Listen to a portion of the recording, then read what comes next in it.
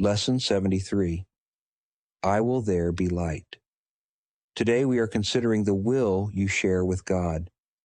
This is not the same as the ego's idle wishes, out of which darkness and nothingness arise.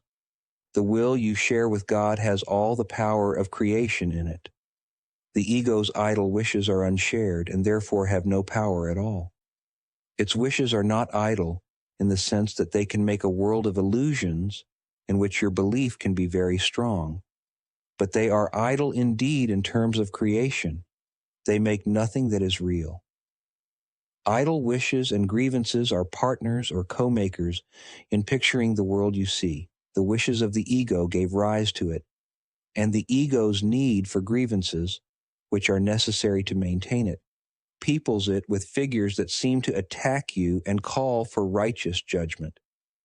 They become the middlemen the ego employs to traffic in grievances and stand between your awareness and your brother's reality. Beholding them, you do not know your brothers nor yourself. Your will is lost to you in this strange bartering in which guilt is traded back and forth, and grievances increase with each exchange. Can such a world have been created by the will the Son of God shares with his Father? Did God create disaster for his Son? Creation is the will of both together. Would God create a world that kills himself? Today we will try once more to reach the world that is in accordance with your will. The light is in it because it does not oppose the will of God. It is not heaven, but the light of heaven shines on it. Darkness has vanished. The ego's idle wishes have been withdrawn. Yet the light which shines upon this world reflects your will, and so it must be in you that we will look for it. Your picture of the world can only mirror what is within. The source of neither light nor darkness can be found without. Grievances darken your mind, and you look out on a darkened world. Forgiveness lifts the darkness, reasserts your will, and lets you look upon a world of light. We have repeatedly emphasized that the barrier of grievances is easily passed and cannot stand between you and your salvation. The reason is very simple. Do you really want to be in hell? Do you really want to weep and suffer and die? Forget the ego's arguments which seek to prove all this is really heaven. You know it is not so. You cannot want this for yourself. There is a point beyond which illusions cannot go. Suffering is not happiness, and it is happiness you really want.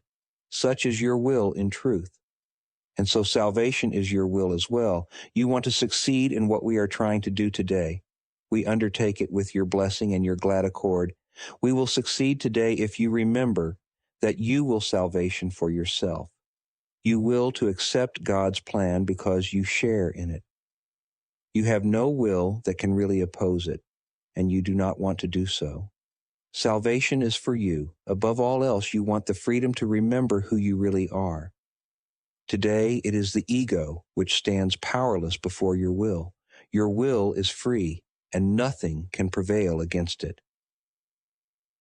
Therefore, we undertake the exercises for today in happy confidence, certain that we will find what it is your will to find and remember what it is your will to remember. No idle wishes can detain us, nor deceive us with an illusion of strength. Today, let your will be done. And end forever the insane belief that it is hell in place of heaven that you choose. We will begin our longer practice periods with the recognition that God's plan for salvation, and only His, is wholly in accord with your will. It is not the purpose of an alien power thrust upon you unwillingly. It is the one purpose here on which you and your Father are in perfect accord. You will succeed today, the time appointed for the release of the Son of God from hell and from all idle wishes. His will is now restored to his awareness. He is willing this very day to look upon the light in him and be saved. After reminding yourself of this and determining to keep your will clearly in mind, tell yourself with gentle firmness and quiet certainty. I will there be light. Let me behold the light that reflects God's will and mine. Then let your will assert itself, joined with the power of God and united with yourself. Put the rest of the practice period under their guidance. Join with them as they lead the way. In the shorter practice periods, again make a declaration of what you really want. Say, I will there be light. Darkness is not my will. This should be repeated several times an hour. It is most important, however, to apply today's idea in this form. Immediately, you are tempted to hold a grievance of any kind. This will help you let your grievances go, instead of cherishing them and hiding them in the darkness.